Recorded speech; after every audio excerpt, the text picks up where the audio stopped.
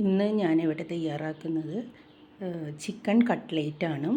അതിനു വേണ്ടി ആദ്യമേ തന്നെ നമ്മൾ ചിക്കൻ എടുക്കാം. എല്ലില്ലാത്ത ഒരു 250 ഗ്രാമോളം ചിക്കനാണ് ഞാൻ എടുത്തിരിക്കുന്നത്. അതിനകത്തേക്ക് ഉപ്പും കുരുമുളകും ചേർത്ത് ആദ്യമേ തന്നെ നമ്മൾ വേവിക്കണം. അപ്പോൾ അതിനുള്ള ഉപ്പും കുരുമുളകാണ് ഞാനിവിടെ ചേർക്കുന്നത്. അതിലേക്ക് ആവശ്യമായ ഉപ്പ്, പിന്നെ കുരുമുളക് പൊടി.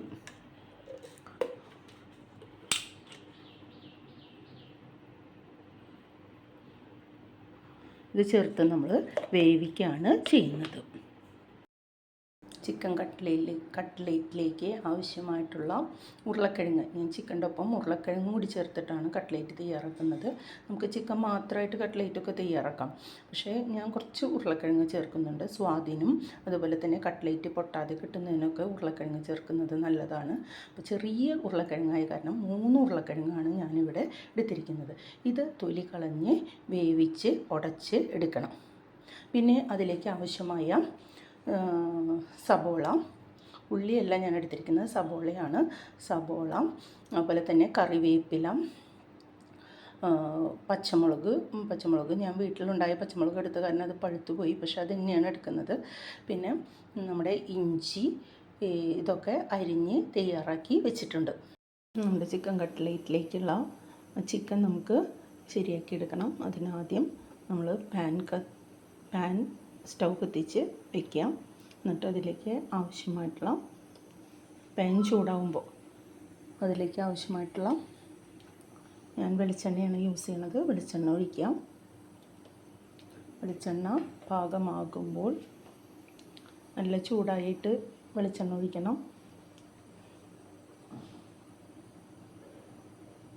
വെള്ളമില്ലാത്ത ചട്ടിയാണെന്ന് നോക്കിയിട്ട് വെളിച്ചെണ്ണ ഒഴിക്കണം. അപ്പോൾ ചട്ടി ചൂടായ ഉടനെ വെളിച്ചെണ്ണ ഒഴിക്കുക. കൂടുതൽ ചൂടാവണ്ട. വെളിച്ചെണ്ണ ഒഴിച്ചതിന് ശേഷം ആദ്യം നമ്മളതിലേക്ക്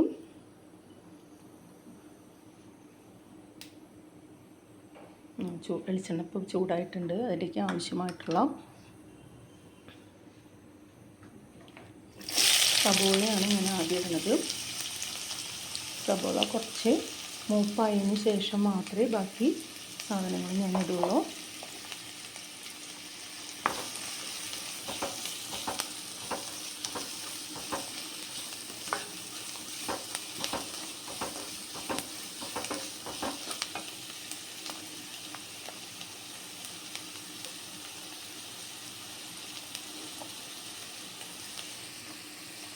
ഞാൻ ബാക്കി സാധനങ്ങളൊക്കെ ശരിയാക്കി വെച്ചിട്ടുണ്ട്.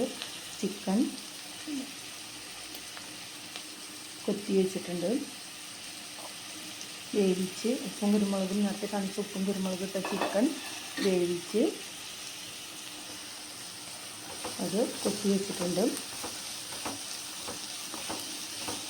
ഇനി സബോള മൂത്ത് പാകാവണം. അതിലേക്ക് ആവശ്യമായിട്ടുള്ള ഉപ്പും നമുക്ക് ഇട്ട് കൊടുക്കാം. സബോളയിലേക്ക് ആവശ്യമായിട്ടുള്ള ഉപ്പ്,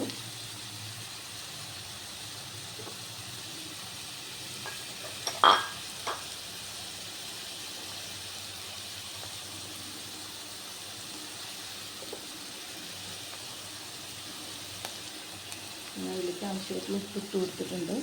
അപ്പോൾ സബോള വേഗം മൂപ്പാവും, മൂത്ത് കിട്ടും. ഇപ്പം നമ്മൾ എണ്ണയ്ക്കൊപ്പം തന്നെ സബോളയിൽ ഇട്ട് കഴിഞ്ഞാൽ, സബോളയ്ക്കൊപ്പം എണ്ണയിലേക്ക് ഇട്ട് കഴിഞ്ഞാൽ സബോള മൂത്ത് കിട്ടും.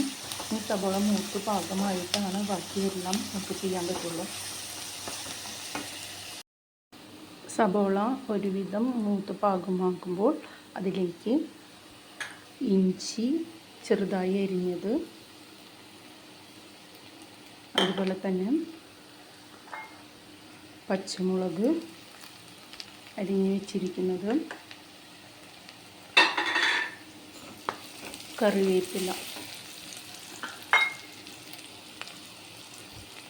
ഇത് 3 ചേർത്ത് നന്നായി ഇളക്കണം. ഇളക്കി യോജിപ്പിക്കുക.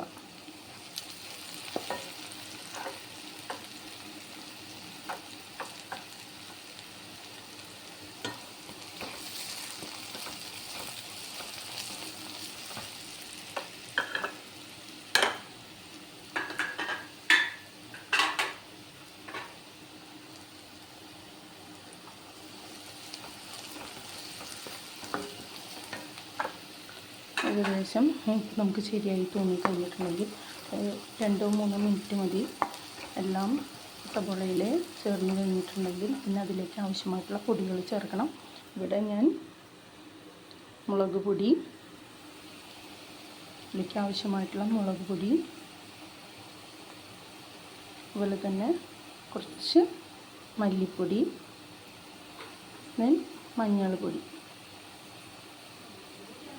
മഞ്ഞൾപ്പൊടി, പിന്നെ ഗരം മസാല ഇത് ചേർത്ത് ഇളക്കുക, ചേർത്ത് പിടിപ്പിക്കുക.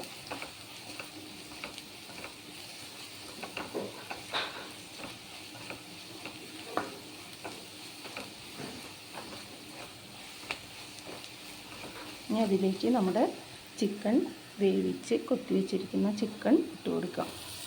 അത് നന്നായി ഇളക്കി യോജിപ്പിച്ച് കുറച്ച് മൊരിയുന്നത് വരെ ഇളക്കണം.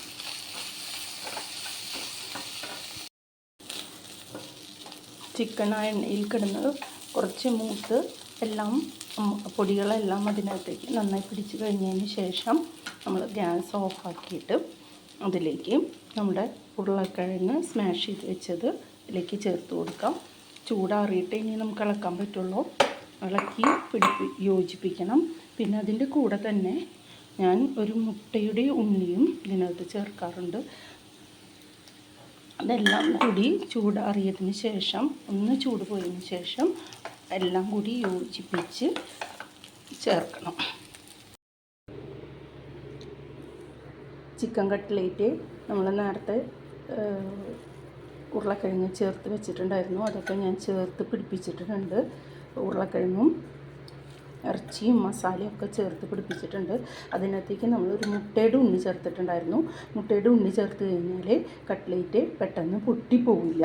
ഉരുളക്കിഴങ്ങും ചിക്കനും കൂടി ചേരുന്ന കട്ട്ലേറ്റിൽ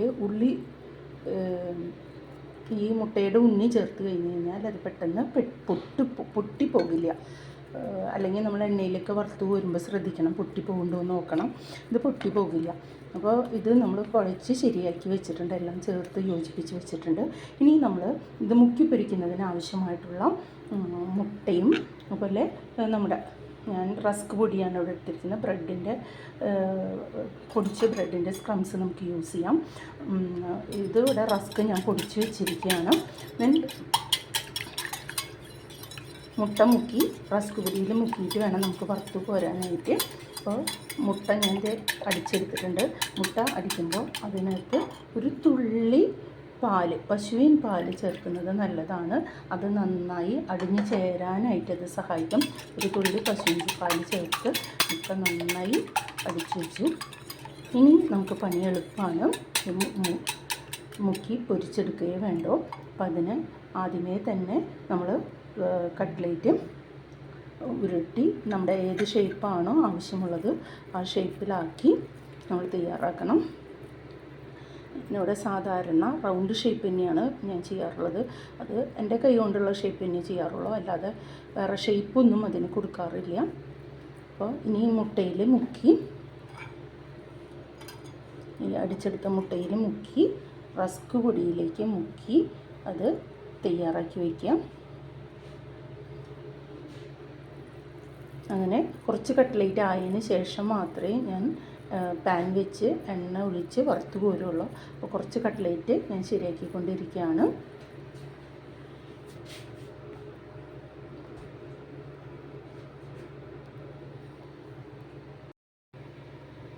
നമ്മൾ ശരിയാക്കിയ കട്ട്ലേറ്റുകളാണ്.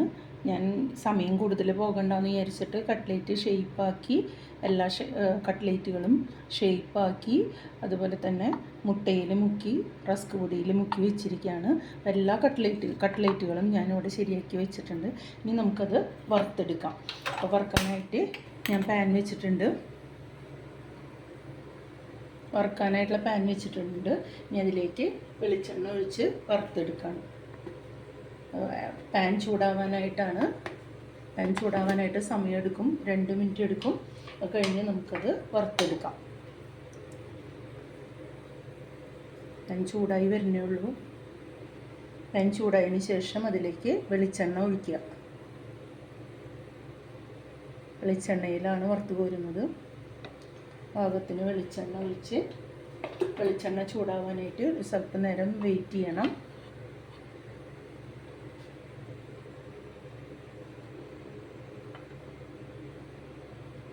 ഞാൻ കുറച്ച് ചിക്കൻ എടുത്ത കാരണം കട്ട്ലേറ്റ് കുറച്ചേ ഉള്ളൂ, അധികം എണ്ണ ഇല്ല.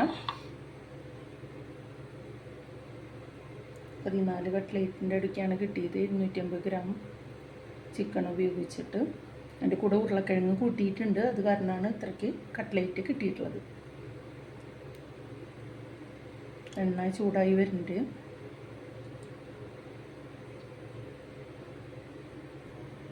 എണ്ണ ചൂടായിട്ടുണ്ട്. ഇനി നമുക്ക് അതിലേക്ക് കട്ട്ലേറ്റ് ഇട്ട് കൊടുക്കാം. എല്ലാം ശരിയാക്കി വെച്ചിരിക്കുന്ന കട്ട്ലേറ്റാണ് ഇട്ട് കൊടുക്കുന്നത്.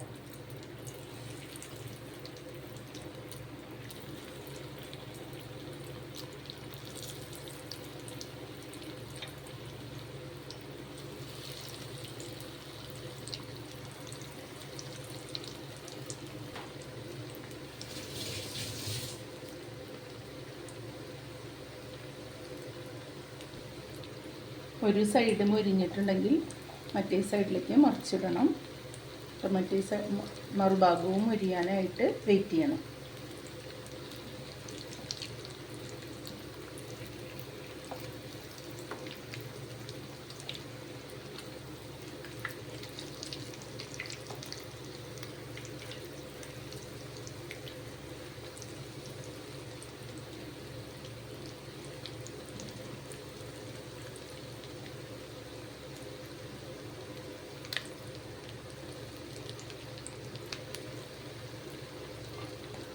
മൊരിഞ്ഞ് പാകമായ കട്ട്ലേറ്റ് നമുക്കിനി കോരിയെടുക്കാം.